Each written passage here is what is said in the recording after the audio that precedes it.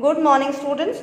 Today in this module we will learn how we can represent relief, height or elevation on a topo sheet. So there are various means by which we can represent relief, height or elevation on a topo sheet. Let us start.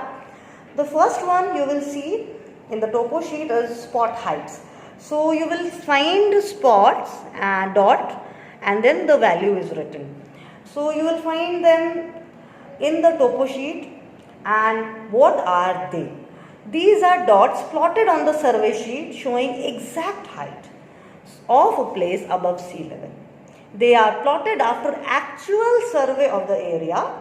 They are shown as black dots. So these dots will be black and with the height written next to it. So the value which is written is the height of that place above sea level, and these dots are plotted on the topo sheet based on actual survey of the area. So this is the first way by which we can represent relief or height in a topo sheet. The next method is trigonometrical stations or triangulated heights. So the trigonometrical stations are shown in the topo sheet in the form of triangles and the value is mentioned next to it. So they show the triangulated heights. What are they? They are plotted on a survey sheet in red color. So these triangles are in red color showing the exact heights of peaks after the actual survey of the area. So what do they show? The actual exact height of the peaks. The peaks of the upper part of the hill, the peaks of the hills or the mountains, they are shown, or of a ridge are shown exactly with the help of triangulated height, and these are measured at trigonometrical stations and they are shown like this. These trigonometrical stations are actually located at the top of the hill and they give us the exact height of the peaks. And this is done by, based on the actual survey of the area. So this was the second method of how we can represent relief on a topo sheet. Let's move to the third method, which is benchmark. Shown like this in a topo sheet. It's written BM followed by the value. Now what does this mean and how do we use it to show relief? It is indicated by the letter BM on the survey sheet. It is followed by a number giving the actual height of a place above sea level. They are surveyors mark and cut in the stone. Now you will find the benchmarks written on pillars, on the side of building, on stones, and and they are marked and cut on them. So the surveyors who are involved in the survey work, they actually write these marks, they put their marks, and this is known as benchmark. So given to the actual height of a place. So this is marked by the surveyor and this also gives you the actual height of that particular place above sea level. They are measured accurately with the help of a highly sensitive telescopic instrument. So the instruments which are used to find out the benchmark are actually very sophisticated instrument, highly sensitive. So their accuracy level is very high. On the ground, they are found written on or cut into stones, pillars, wells, or the side of the buildings. So you will find the benchmarks written on these places, and these are the marks left by the surveyors. The next method to show relief on our topo sheet are contours. These are the lines drawn on the map on the topo sheet, which join together all the places having the same height above mean or average sea level. They are numbered and drawn in brown color. Now students, you can see here, these are actually drawn with brown and you can see the values given. Here it's written 500. So this is the middle portion of the landform, whichever area is being shown with the help of contours, and the height of this area is 500 meters above sea level, and the line which is passing is joining all the places which is having height of 500 meters above sea level.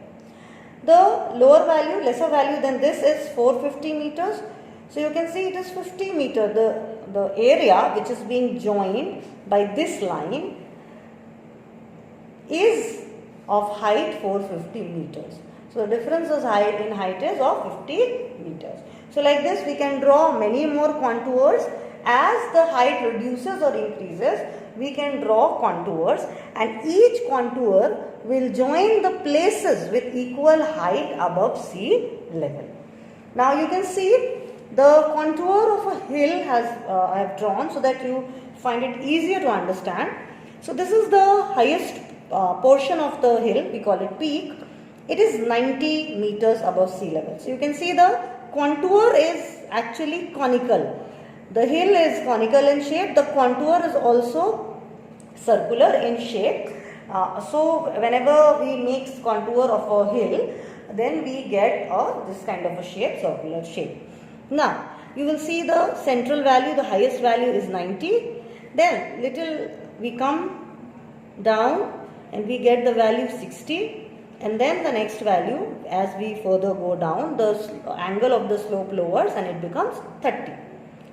You can see the interval between the values are of 30. So every map, every topographical map, there is a contour interval. So the difference in height between two consecutive or successive contour is called contour interval or vertical interval.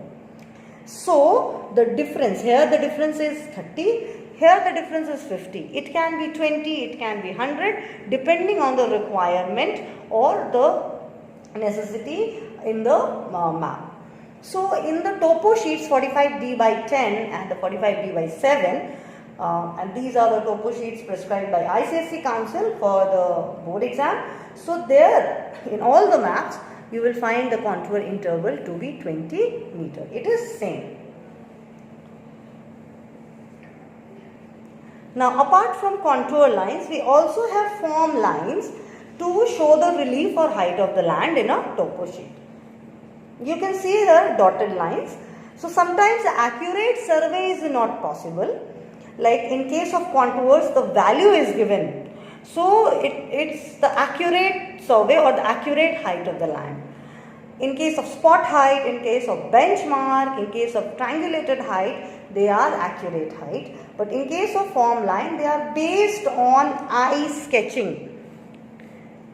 These values are given by the expert surveyors and they are not based on accurate survey.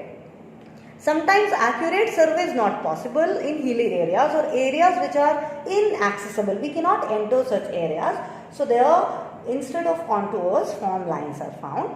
They give a general idea of the relief. They do not tell us about the exact height. Form lines are used instead of contours, especially in hilly areas, because they are broken brown lines. So these lines will be brown but broken, as contour lines are regular but the form lines are broken brown lines, and they are not numbered because the value it's not based on measurement. They show minor details. These lines are drawn by eye sketching and so they do not give the correct indication of the height. So we do not get the exact height, but we get an idea of the landform, we get an idea of the topography. Now after form lines we come to hectares. These lines do not show the height but the nature of the slope. They give us idea of the slope. Closer the hectares, steeper the slope, and farther apart shows gentle slope. So if the hectares are very closely spaced, they will give you the idea of a steep slope. And if the hectares are far from each other, they will indicate that the area has a gentle slope. Hectares give the map a three-dimensional or a model effect. So a 3D effect will be obtained from the map, and we will be able to know whether the slope is gentle or the slope is steep. They are not very popular because hectares are difficult to draw and to interpret. So they are not very easy to be drawn and therefore difficult for interpretation also, and so this has made them unpopular. This diagram is of a hectare. You can see the 3D effect.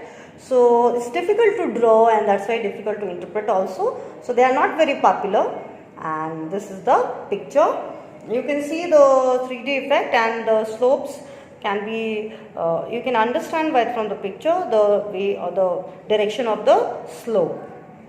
One more method to find out the relief in a topo sheet is layer coloring. Let us read about it. Height or depth is indicated by light and dark shades of color. So, for an example, like light brown can be used to indicate the lower slopes of the mountain, and as the slope increases, darker shades can be given to show the increase in height. So, like this, different shades are used so that the relief can be understood whether the height is more or the relief is low. It can be understood by the shade. For high relief, darker shades can be used, and for low relief, lighter shades can be used.